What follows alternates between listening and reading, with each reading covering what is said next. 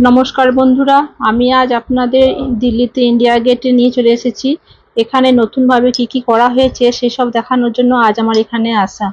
Up- আপনারা ভিডিওটা পুরো দেখবেন, না হলে অনেক কিছু মিস করবেন। আচ্ছা, আপনাদের বলি এখানে কিভাবে আসবেন।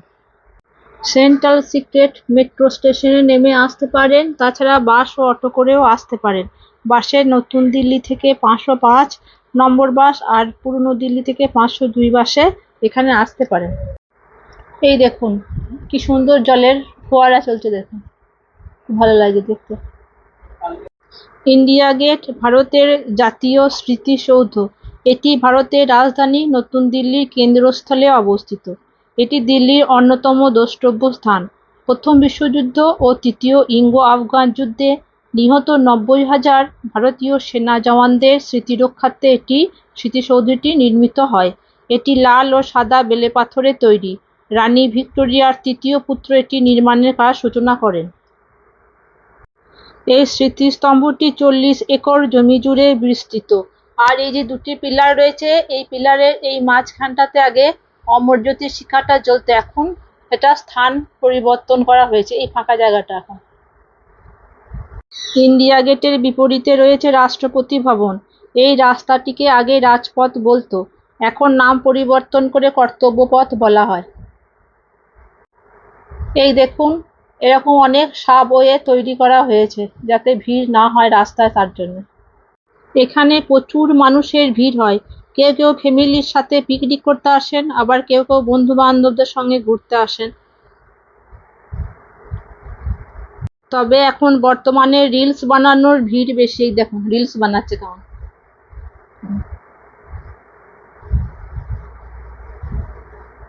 বাচ্চারা এখানে খুব এনজয় করে।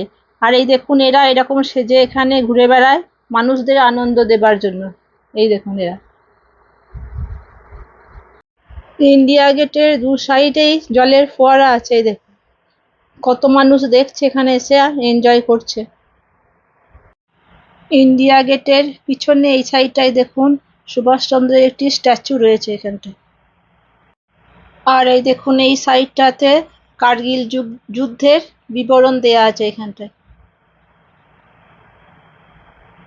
আমরা ইন্ডিয়া গেটের আর একটু পিছনের দিকে যাব। এই দেখুন এই সাইডটা দিয়ে গিয়ে আরো একটু পিছনে, যেখানে অমর জওয়ান জ্যোতি আছে, সেই জায়গাটায় আমরা এখন যাব। এই দেখুন আমরা এখন এই দিকটায় যাব, এই যে এইখানটাতে দিয়ে। এই দেখুন এখানকার লোকেশনটা দেখুন, এই দেখুন ইন্ডিয়া গেট আর সুভাষচন্দ্রের স্ট্যাচু, তারও পিছনে এটা হচ্ছে অমর জওয়ান জ্যোতি, এই জায়গাটা।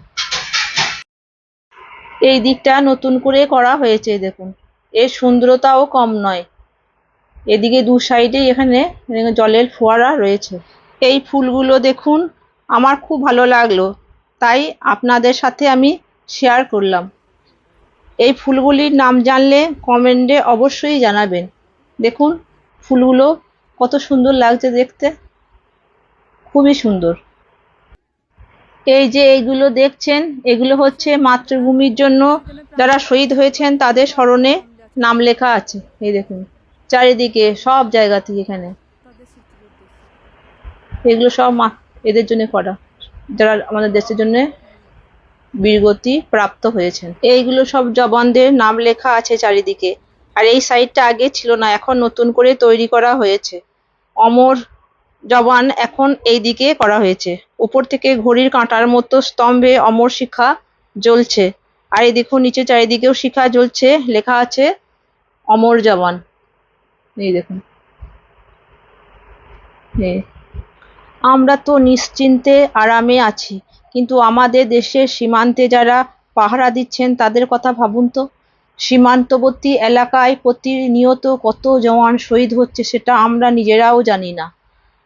প্রত্যেক সপ্তাহে এরকম জওয়ানদের স্মৃতির উদ্দেশ্যে এখানে এরকম কুচকাওয়াজ ও প্যারেডের মাধ্যমে ওনাদের আত্মার প্রতি শ্রদ্ধা যে ফ্যামিলির জওয়ান বীরগতি প্রাপ্ত হয়, তাদের বাড়ি থেকে কোনো সদস্য এখানে আসেন এবং তারা ফুলমালা এখানে চড়ান।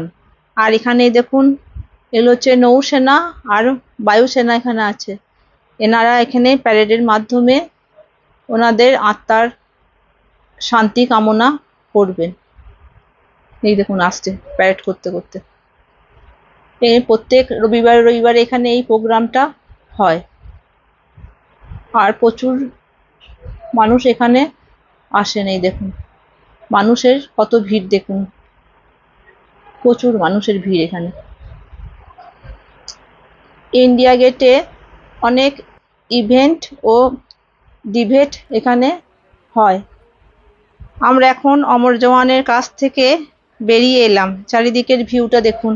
আমরা এই রাস্তা দিয়ে বাইরে যাচ্ছি, এই দেখুন। আর জলের ফোয়ারার সাথে লাইট দিয়ে কি সুন্দরই না লাগছে, এই দেখুন খুবই সুন্দর লাগছে দেখতে। ঘুরে ঘুরে খিদে পেয়ে গেলে বাইরে ছোটখাটো খাবার একটি মার্কেট লেগে আছে, এখানে কিছু খেয়ে নিতে পারেন।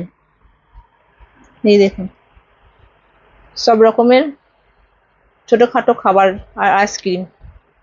চারিদিকে গাছপালা, জলাশয়, খুবই সুন্দর জায়গা আর খুবই খোলামেলা। দিল্লি ট্যুর প্ল্যানে এই জায়গাটা অবশ্যই রাখবেন। আর আমার ইনফরমেটিভ ভিডিওটা দেখতে থাকুন, লাইক ও শেয়ার করে দিন।